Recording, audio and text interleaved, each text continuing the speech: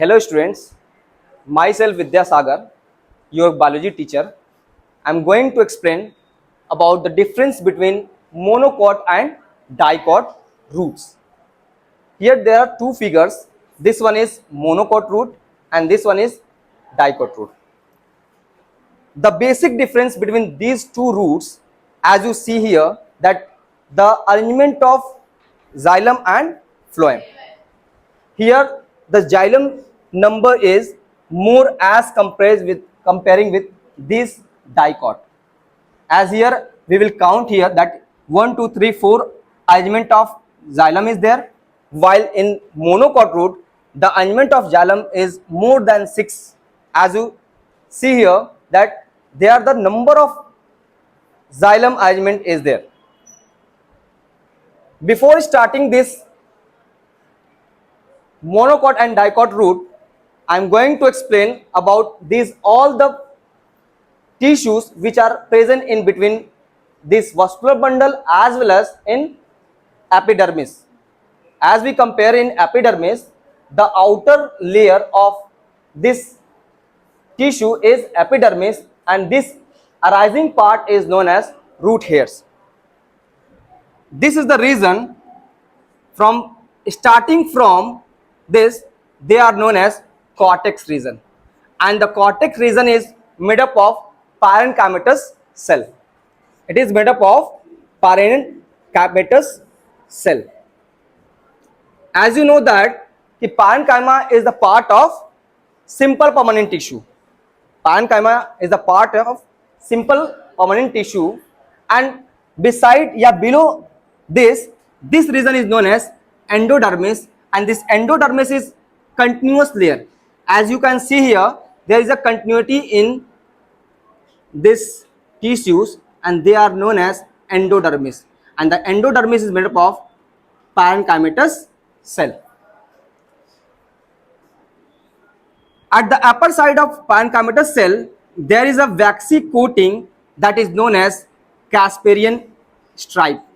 Casparian stripes.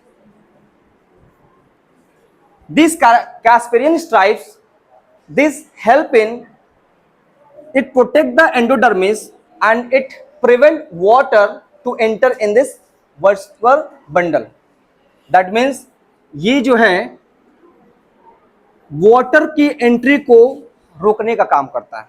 ठीक है, ये जो कैस्पेरियन स्ट्राइप है ये टेंजेंशियली यहाँ पे प्रेजेंट होता है इसके साइड में, और ये क्या करता है वाटर के एंट्री को प्रिवेंट करता है. दैट मीन्स इम्परवियस होता है वाटर के लिए. Between this region is known as pericycle. This region is known as pericycle, and pericycle is made up of parenchymatous cell, and whole region of this parenchymatous cell are considered as a conjunctive tissue. Conjunctive tissue. This conjunctive tissue is known as, that means अगर हम इसके अंदर देखें तो ये पूरा ये जो सेल्स इसके अंदर भरे हुए देख रहे हो ना, ये सारे सेल्स जो इसमें फिलअप हुए हैं, ये सारे सेल्स जाइलम और फ्लोएम के बीच में है, और इस जाइलम और फ्लोएम के बीच के इस सारे सेल को हम बोलते हैं कंजक्टिव टिश्यू. कंजक्टिव टिश्यू इसको कहते हैं. ठीक है, कंजक्टिव टिश्यू अगर तुमसे पूछता है कि what is conjunctive tissue, that means all the cells parenchymatous cell present inside xylem and phloem. Xylem and phloem, all the parenchymatous tissue which are present inside the xylem and phloem, they are considered as a conjunctive tissue. इनको हम conjunctive tissue कहते हैं. ये एक important question इसमें पूछ सकता है.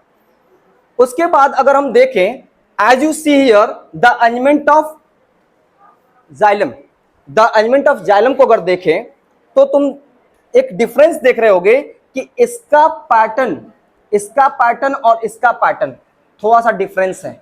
कैसे डिफरेंट लग रहा है? क्योंकि ये जो है ओवल शेप का तुमको दिख रहा है, यहाँ पॉलीगोनल टाइप का दिख रहा है. This one is polygonal type का, है ना. तो हम कहते हैं इसमें भी अरेंजमेंट क्या होता है कि जो बड़े वाले तुमको सेल्स दिख रहे हैं इसको बोलते हैं metaxylem. As here it is written metaxylem कहते हैं. और इसके जो छोटे वाले सेल्स हैं, दैट मीन्स इसको हम क्या बोलते हैं, प्रोटोजाइलम कहते हैं। अब ये अरेंजमेंट कैसे है, कहते हैं कि ये जो प्रोटोजाइलम और मेटाजाइलम है स्टेम में उल्टा चलता है, एग्जॉस्ट कंडीशन इसको कहा जाता है। That means the metaxylem is situated central part while the protoxylem is situated at the periphery. मतलब कि तुम्हारे कॉर्नर पे किनारे किनारे जो हैं ये प्रोटोजाइलम अरेंज होते हैं, लेकिन जो सेंट्रल पार्ट में देखा जाए तो ये क्या है, मेटाजाइलम अरेंज होते हैं। ठीक है, एज सेम इसमें भी देखोगे बड़े वाले सेल्स ये सेंट्रल पार्ट के जगह पे है और छोटे वाले सेल्स कहां है, तुम्हारे पेरिफेरी पे। इस रीजन को हम क्या बोलते हैं, पेरिफेरल रीजन। इसको हम बोलते हैं पेरिफेरल रीजन कहते हैं। एक सर्कल का पेरिफेरी और सेंट्रल पार्ट होता है। ठीक है, अगर डिफरेंस देखेंगे, डिफरेंस करेंगे तो सबसे बेस्ट डिफरेंस हम देखेंगे सेकेंडरी ग्रोथ का।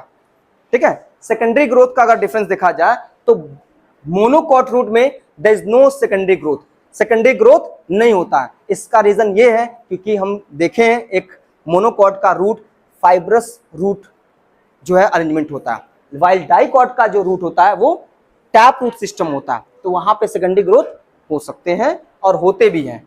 ये जो पैचेस तुमको दिख रहे हैं इसको हम बोलते हैं फ्लोएम, और फ्लोएम को पता है the phloem is help in food transport throughout the whole part of the plant. While metaxylem या जाइलम कहें तो वाटर और क्या करता है, मिनरल्स को ट्रांसपोर्टेशन के हेल्प में करता है।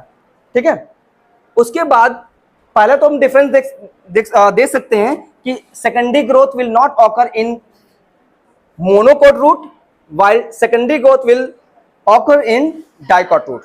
दूसरा इसका पॉइंट हम लोग दे सकते हैं कि इसका जो है, इसका जो अरेंजमेंट होता है, अगर हम जाइलम का अरेंजमेंट देखें तो 2 to 4 जाइलम इसमें प्रेजेंट होते हैं, while in monocot 6 more than 6 जाइलम्स are present. यहाँ पे 6 से ज्यादा जो है जाइलम प्रेजेंट होते हैं, यहाँ पे 2 से 4 तक जाते हैं। ठीक है, डाइकॉट रूट में।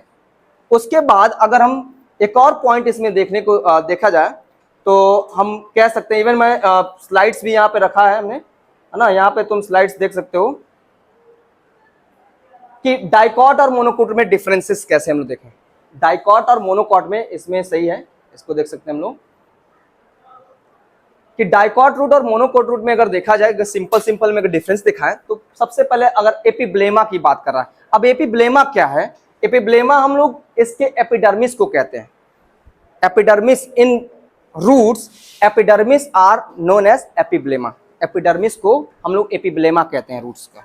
ठीक है, बाकी सब में हम लोग प्लांट के लीफ में और उसके स्टेम में हम लोग एपिडर्मिस टर्म यूज करते हैं, while in root we use epiblema. ठीक है, एपिब्लेमा की बात करें तो क्या बोला, single layer of compactly arrange cell, और मोनोकॉट में सिंगल लेयर सेम वही होगा। यहाँ पे bears thin walled root hairs, here क्या है, bears thin walled root hairs, एकदम सेम तुम्हारा जो है ये डिफरेंस है अकॉर्डिंग टू फीचर देखें एपिब्लेमा को। दूसरा इसका ग्राउंड टिश्यू। ग्राउंड टिश्यू, अब मैं तुम्हें बताया था ग्राउंड टिश्यू क्या होता है, all the tissue except epidermal tissue and vascular tissue they all constitute ground tissue. Differentiated into cortex, endodermis, pericycle and pith. Differentiated into cortex, endodermis, pericycle and pith. Pith is the central part. अगर हम लोग यहाँ देखें, अगर हम यहाँ देखें तो यहाँ तुम देख सकते हो कि this region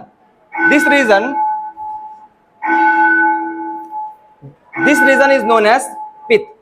Pith is large in monocot root, pith is small in dicot root, but the word is conspicuous and inconspicuous word is written in your NCERT book। NCERT में एक वर्ड यूज किया है inconspicuous and conspicuous। अगर inconspicuous word use कर रहा है that means the pith is not clear, the pith is not clear in dicot root, while pith is conspicuous, that is clear in monocot root।